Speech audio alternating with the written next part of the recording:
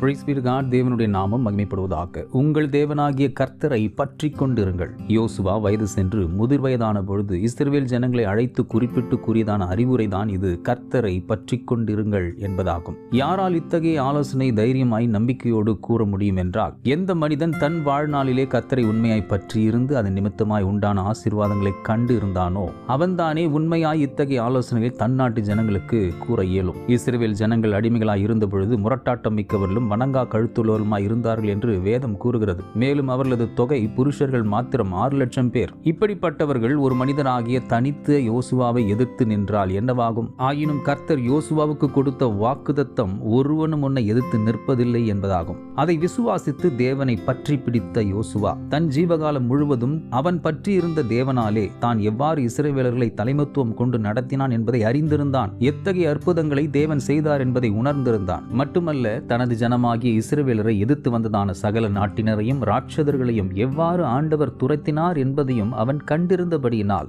நானும் என் வீட்டாருமோ என்றால் கர்த்தரையே சேவிப்போம் என சூளுரைத்தான். அதே தேவனை நீங்களும் பற்றி கொண்டு இருங்கள் என்று அறிவுரை கூறினான். ஆம், அந்த யோசுவாவின் தேவன் அவர் நம் தேவன். ஆகவே வேறொரு தேவனை அல்ல, உங்கள் தேவனாகிய கர்த்தரையே பற்றி கொண்டிருங்கள் என யோசுவா கூறுவது போல நம் தேவனை பற்றி பிடிப்போம். உறுதியாய் பற்றி கொண்டிருக்கிற மனதை உடையவர்களுக்கு பூரண சமாதானத்தை அடைவார்கள் என காண்கின்றோமே, அதை அடைந்து ஜெயம் பெற்று எவ்விடத்திலும் அவருக்கு சாட்சியாய் ஜீவிப்போம். God bless you abundantly.